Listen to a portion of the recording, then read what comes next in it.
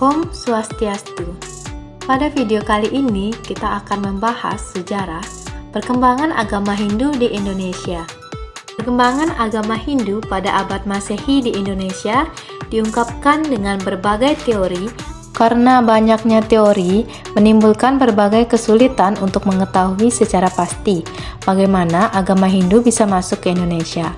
Namun, menurut penelitian para ahli, secara umum dapat dikatakan bahwa agama Hindu berkembang di Indonesia secara bertahap melalui kontak hubungan perdagangan atau sesuai dengan teori Waisya.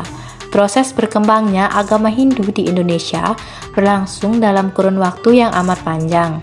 Pengaruh agama Hindu secara jelas dapat diketahui sekitar abad tahun 400 Masehi dengan penemuan batu bertulis dalam bentuk yupa di tepi Sungai Mahakam, Kalimantan Timur, yang menjelaskan tentang kerajaan Kutai.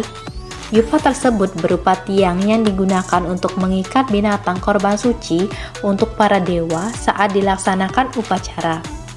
Dari isi yupa tersebut memberikan bukti kehinduan tertua di Indonesia. Yupa bertuliskan menggunakan huruf Palawa dan bahasa Sanskerta.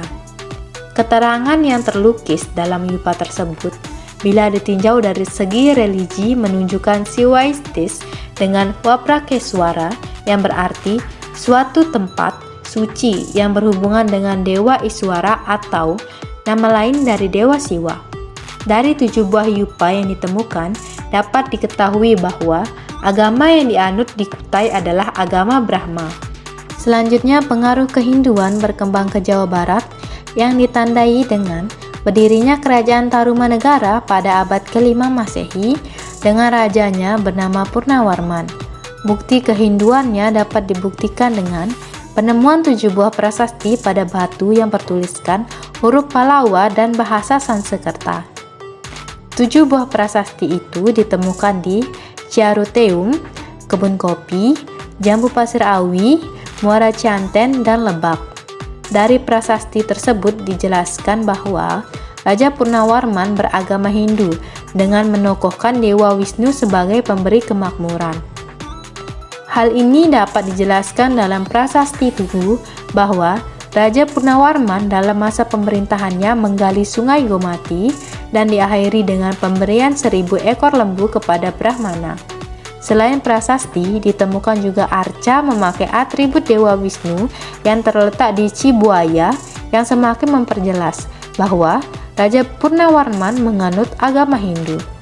Perkembangan agama Hindu di Jawa Tengah. Agama Hindu berkembang di Jawa Tengah diperkirakan sekitar tahun 670 Masehi dengan ditemukan prasasti berupa batu yang bertuliskan huruf Palawa dan bahasa Sanskerta pada lereng Gunung Merbabu. Prasasti itu memakai huruf Palawa yang tipe hurufnya lebih mudah dari yang ditemukan di Jawa Barat. Pada prasasti ini menyatakan pengaruh Hindu yang berkonsepsi Trimurti, yaitu pemujaan terhadap Dewa Brahma, Wisnu, dan Siwa. Batu yang ditemukan tersebut bernama Tukmas, berisi gambaran atribut Dewa Trimurti seperti kendi, cakra, trisula, kapak, dan bunga teratai yang mekar. Selain itu juga ditemukan prasasti Canggal di dekat Sleman yang menggunakan huruf Palawa dan bahasa Sanskerta. Pada prasasti ini memuat konsep Trimurti. Prasasti ini memakai Candra Sangkala atau perhitungan tahun Jawa menurut perjalanan bulan yang dikeluarkan oleh Raja Sanjaya pada tahun 654 Saka atau 732 Masehi. Dengan pemujaannya yang menonjol pada Dewa Siwa. Pengaruh agama Hindu di Jawa Timur dapat dibuktikan juga pada prasasti Dinuyu yang ditemukan di dekat kota Malang pada 760 Masehi. Prasasti ini memakai huruf Jawa kuno dan bahasa Sanskerta.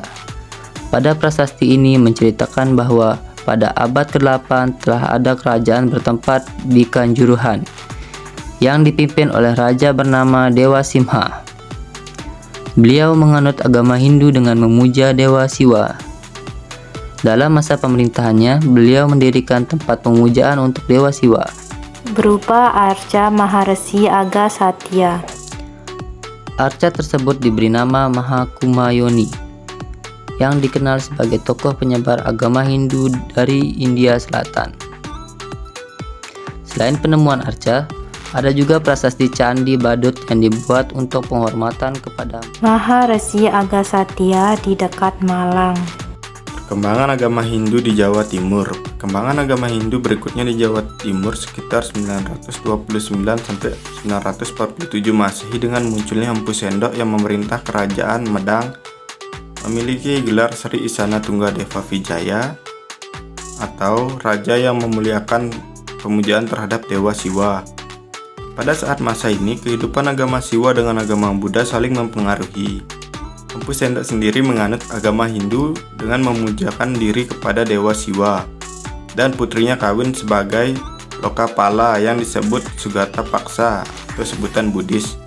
Selanjutnya pada masa ini agama Siwa atau Hindu banyak dipengaruhi oleh Buddha Mahayana dan filsafat Vedanta.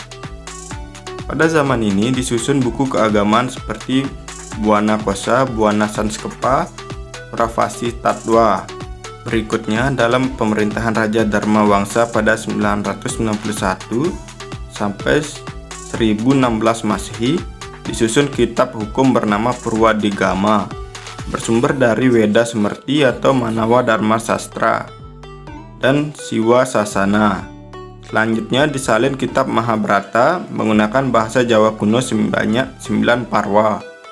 Pada pemerintahan Airlangga tahun 1019 sampai 1042 Masehi di Pasuruan, Jawa Timur, dapat disusun kitab Arjuna Wiwaha oleh Empu Kanwa pada tahun 1030. Airlangga beragama Hindu aliran Wisnu. Ia banyak mendirikan bangunan suci antara lain pertapaan di Pencangan dan petirtaan di Jalatunda. Airlangga sendiri memiliki 2 orang putra. Melalui pertolongan dari Empu Baradah, Airlangga membagi kerajaan menjadi 2, yaitu Kerajaan Jenggala Singasari beribu kota di Kuripan dan Kerajaan Panjulu Kediri beribu kota di Daha. Setelah membagi kerajaannya, Airlangga menjadi petapa dan nama Resi Gentayu atau Batara Guru, dan wafat tahun 1042 dan diarcakan dengan Wisnu menaiki Garuda. Kerajaan Kediri tumbuh besar dan berpengaruh. Agama yang dianut adalah agama aliran Wisnu. Pada zaman kerajaan ini muncul kitab-kitab Kristiana, bentuk kekawitan yang digubah oleh Empu Panuluh. Kekawitan lainnya seperti Hariwamsa, Gatot Kascarya, Vitara Sancaya, Lubdhaka oleh Empu Tanakung, dan Sumana Santaka serta Boma Kawya oleh Empu Monaguna. Dalam masa Singasari, pemerintahan Raja Kertanegara tahun 1268 sampai 1292 Masehi, usaha yang dilakukan untuk memajukan perkembangan agama Hindu adalah dengan mengangkat Dharma Daksya, yaitu pemimpin agama sinkretisme atau perpaduan paham aliran agama. Pada masa ini pula terjadi penyatuan agama Siwa dengan agama Buddha yang disebut dengan Siwa Buddha. Perkembangan kehidupan beragama pada masa ini sangat rukun antara Siwa, Wisnu, dan Buddha Mahayana.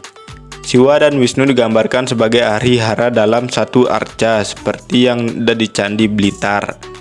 Demikian pula Siwa dan Buddha. Arca tersebut merupakan perwujudan indah dari Raden Wijaya, pendiri Majapahit.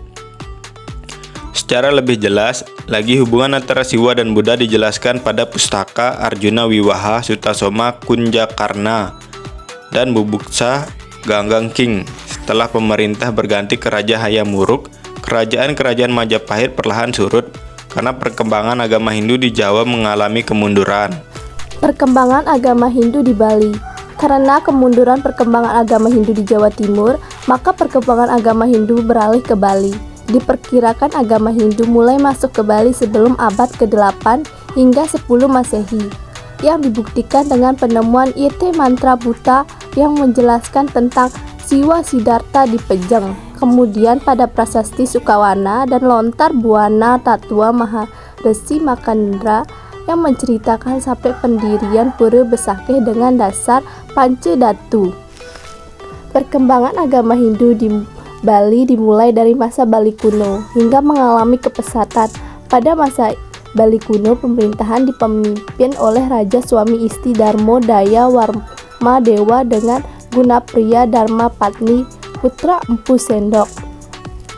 Saat ini pula Empu Kuturan datang ke Bali yang memiliki tugas menata kehidupan beragama, menegakkan dharma dan sistem kemasyarakatan.